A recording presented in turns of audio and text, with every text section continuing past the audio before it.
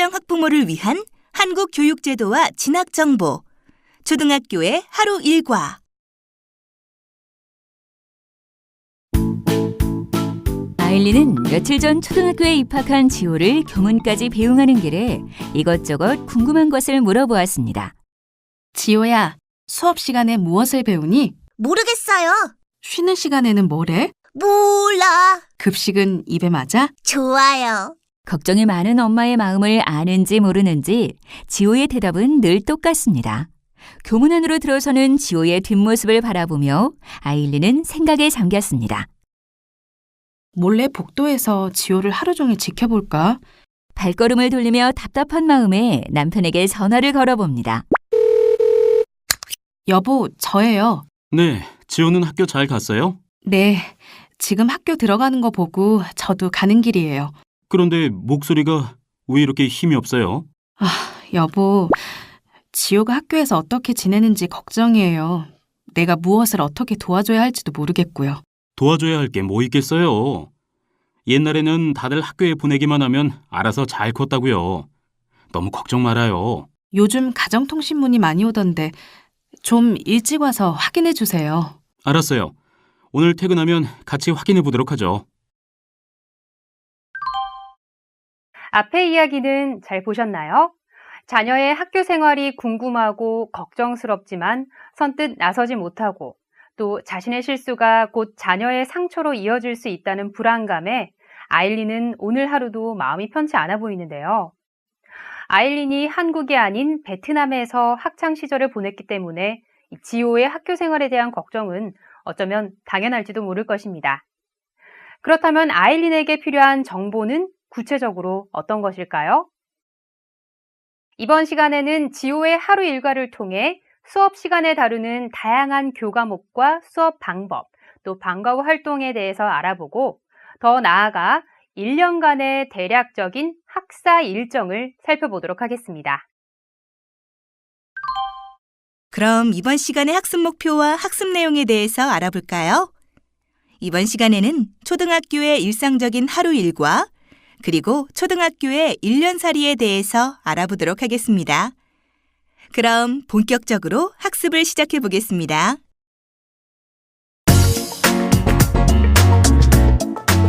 초등학교의 일상적인 하루 일과. 아일린은 지호가 학교에서 무엇을 공부하는지, 또 선생님과 수업 시간에 어떻게 상호작용을 하는지, 또 친구들과는 어떻게 지내는지 궁금해할 텐데요. 실제 지호의 하루 일과를 살펴보면 아일린의 궁금증을 조금은 해소할 수 있지 않을까요? 그럼 우리 지호의 하루 일과를 한번 살펴볼까요? 학교 일과 운영은 학교, 지역마다 다를 수 있으니 유의하시기 바랍니다. 교문 앞에서 엄마와 헤어진 지호는 현관 앞에서 실내화로 갈아 신고 교실로 올라갑니다. 교실 복도에 있는 신발장에 신발 주머니를 넣고 교실로 들어가 선생님께 공수 자세로 안녕하세요 인사를 하면 선생님은 어서 오세요 라며 밝은 미소로 맞아주시죠. 자리에 앉은 지호는 책가방에서 교과서와 공책을 꺼내 오늘 시간표 순서대로 정리하여 서랍에 넣습니다. 9시 10분이 되자 수업 시작종이 울리고 즐거운 수업이 시작됩니다. 1교시 국어 시간에는 친구들과 한글 낫자를 몸으로 만들어 보기를 합니다. 쉬는 시간이 되자 이번 주 1인 1역할이 우유당번인 지호는 친구들에게 우유를 나누었습니다. 지호도 우유를 마십니다. 참고로 초등학교 수업 시간은 40분이며 쉬는 시간은 10분입니다. 2교시 수학 시간에는 주변에서 도형을 찾아 분류해보는 활동을 합니다. 공 모양, 기둥 모양, 상자 모양으로 이루어진 물건을 교실에서 찾아보는 활동이 재미있습니다. 쉬는 시간에는 친구와 도서실에 가서 책을 빌려옵니다. 3, 4교시에는 밖으로 나가 우리 학교에 핀 봄꽃을 관찰하고 그림으로 그려보는 활동을 합니다. 활동을 마치고 교실에 들어오니 점심시간이 시작되어 밥 먹기 전 손을 깨끗이 씻은 후 식당으로 이동해 식사를 합니다. 급식이 끝나면 남은 음식을 따로 버리고 숟가락과 젓가락, 급식판을 정리한 후 교실로 돌아와 사물함에서 칫솔과 치약, 양치컵을 꺼내 화장실로 가서 양치를 합니다. 알림장을 쓰고 가정통신문을 받은 지호는 주변 정리정돈을 한 후 다 함께 선생님께 인사를 합니다. 지호는 방과 후 돌봄교실로 이동하여 다양한 놀이활동 및 프로그램에 참여하고 돌봄 선생님은 지호의 알림장을 살펴보며 내일 준비물을 다시 한번 안내해 줍니다. 간식으로 주스와 주먹밥을 먹고 4시가 되자 반가운 엄마의 얼굴이 나타납니다. 엄마와 손을 잡고 집으로 향하는 발걸음이 가볍습니다. 한국에서 초중고 학생들의 등교 시각은 지역과 학교마다 차이가 있지만 대부분 9시입니다.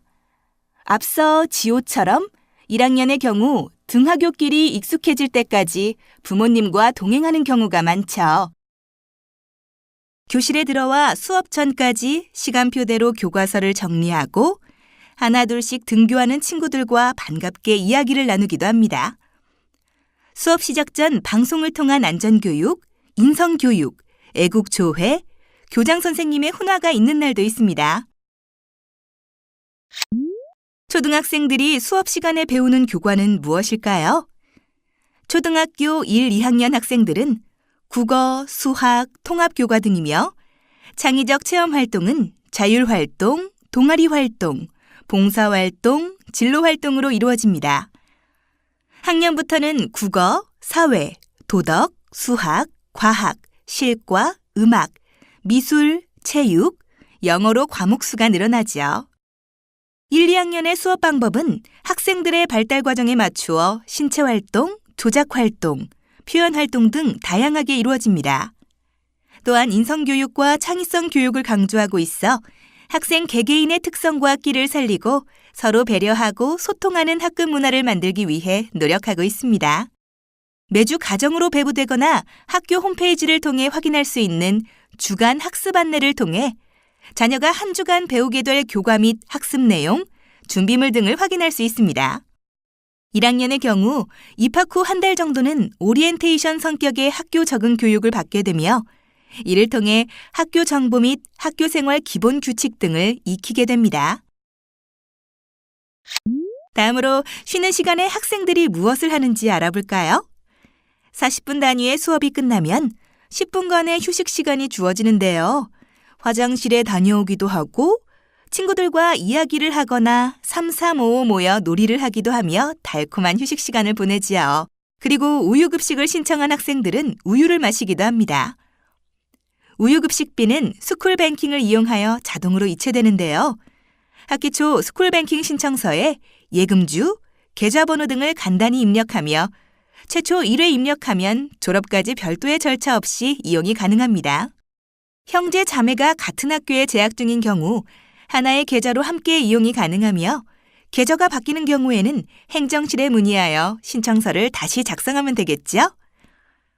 스쿨뱅킹을 이용하여 우유 급식 비용뿐만 아니라 체험학습 등 학교 교육활동과 관련한 일체 수익자 부담 비용을 납부하게 됩니다. 쉬는 시간을 이용하여 도서실에서 책을 대출하거나 반납하는 학생들도 있는데요. 학교 학생이면 누구든지 도서실을 무료로 이용할 수 있습니다.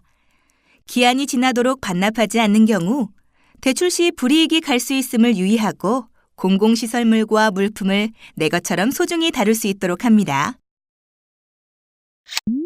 이번에는 점심시간의 모습을 살펴보도록 해요. 4교시가 끝나면 점심시간이 시작되는데요. 점심 식사는 학교 내 식당에서 실시하기도 하고 식당이 없는 학교에서는 각 교실에서 이루어집니다. 점심은 학교 내 급식실에서 일괄 준비하며 급식비는 지자체별로 무료 또는 유료로 운영되고 있습니다. 보통 밥, 국, 3가지 정도의 반찬이 제공되며 과일, 떡, 케이크 등의 후식이 함께 나오기도 합니다. 월별로 급식 식단표가 안내되오니 참고하시면 좋겠습니다. 특정 음식에 따른 알레르기 반응이 있거나 문화적, 종교적으로 금기하는 음식이 있는 경우는 개인이 가정에서 도시락을 준비하기도 하는데요. 개인적으로 도시락을 준비해야 하는 경우에는 미리 담임 선생님께 알려 도시락 보관 장소나 유의사항 등에 대해 상의하시는 게 좋겠습니다.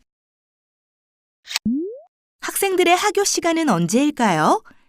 1, 2학년의 경우 일주일에 2번 정도는 점심 식사 후 1시간을 더 수업하고 오후 2시 전후로 하교합니다. 하교하기 전 과제나 준비물 또는 담임 선생님의 알림사항 등을 공책에 적는데요. 이 공책을 알림장이라고 합니다.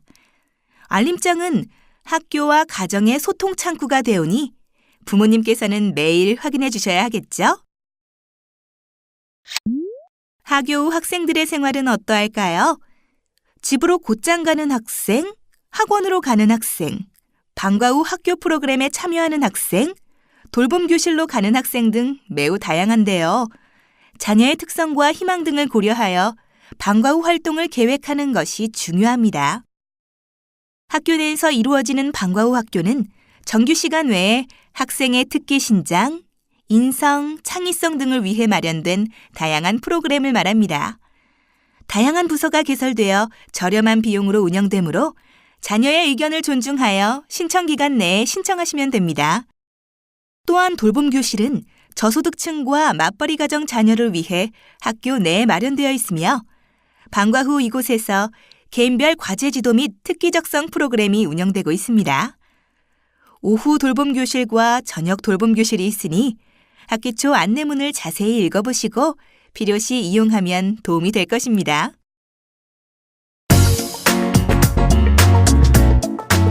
초등학교의 1년살이 이번에는 학교에서 실시하는 1년 동안의 주요 교육활동 스케줄, 즉 학사 일정에 대해 알아봅시다. 모든 학교의 학사 일정이 똑같지는 않지만 시기별로 공통적으로 운영하고 있는 교육활동이 있습니다. 이를 중심으로 알아보도록 하겠습니다. 먼저 1학기입니다. 3월은 학기가 시작되는 달인데요. 3월 1일은 국경일이므로 3월 2일에 본격적인 교육활동이 시작되지요. 이날은 1학년 신입생들의 입학식이 학교 특색에 따라 다양한 방식으로 열립니다. 자녀의 새로운 출발을 축하하고 응원하기 위해 가족이 함께 참석합니다. 재학생들은 별도의 행사 없이 2월에 미리 공지된 새로운 교실로 가 친구들과 담임 선생님을 만납니다. 한국에서는 대부분 담임 선생님이 1년마다 바뀌고 친구들도 고르게 섞여 다른 반 친구와도 올해는 같은 반이 될 수도 있습니다. 3월 중순경에는 학교 교육 설명회가 열리는데 1년간의 학교에서 중점적으로 다루는 교육 활동에 대한 안내, 담임교사 소개, 학부모 단체 구성 등이 이루어집니다.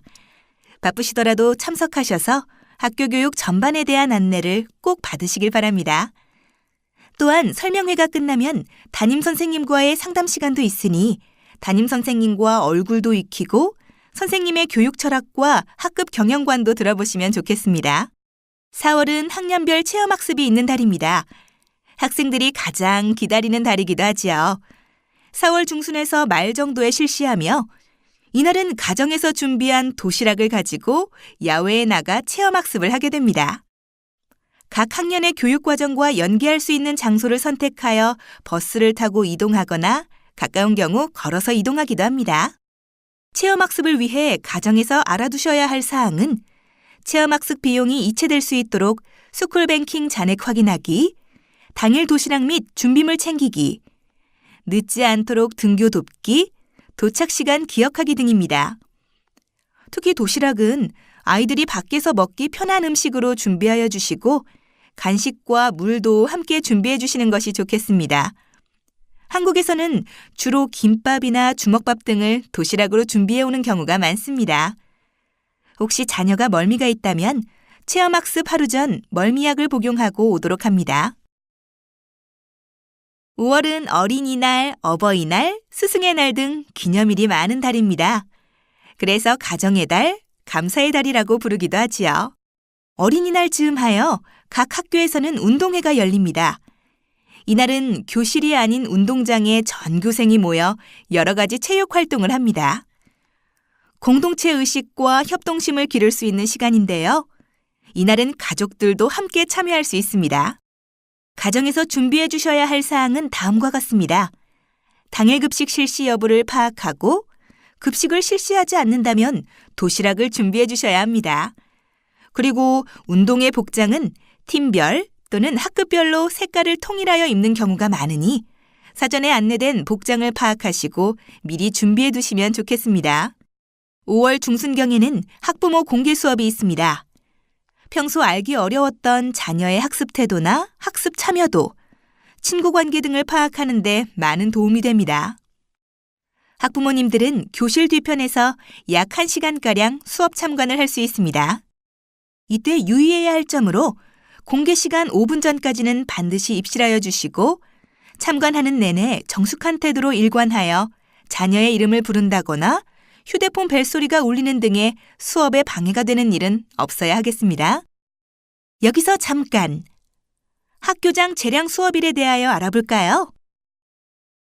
가정의 달을 맞아 학교장 재량 휴업일이 있는 학교가 많습니다. 학교장 재량 휴업일이란 학교장 재량으로 정한 휴업일을 말하는데요. 천재지변으로 수업이 불가능한 경우나 연휴가 이어질 때 하루나 이틀 정도 학교장 재량 휴업일을 지정하여 단기 방학으로 확장하여 운영하는 경우도 있습니다. 맞벌이 가정의 경우 학교장 재량 휴업일을 꼭 기억하여 아이들을 맡길 곳을 미리 계획해 두시는 게 좋겠습니다. 참고로 학교 재량 휴업일이라도 학교에서 맞벌이 가정을 위해 돌봄 교실을 운영하는 경우가 있습니다. 7월은 한 학기를 마무리하고 약 한 달간의 여름방학이 시작되는 달입니다. 대략 7월 말에서 8월 말까지가 여름방학 기간인데요. 방학 동안 다양한 체험 활동이 가능하도록 자녀와 함께 알찬 계획을 세워보시면 좋겠습니다. 그리고 방학 기간에 학교에서 방학 계획과 방학 과제를 제시하오니 자녀와 함께 계획을 세우시면 좋습니다. 또한 방학 동안에도 돌봄 교실이 운영되오니 운영 시간 및 활동 내용을 미리 파악해 두시는 것이 도움이 됩니다. 방학 기간 동안 가정에서는 다음 사항에 유의해 주세요. 규칙적인 생활이 이루어질 수 있도록 잠자고 일어나는 시간을 정해주세요. 그리고 외출할 때에는 외출 장소 및 시간을 미리 알리고 나가도록 해주세요.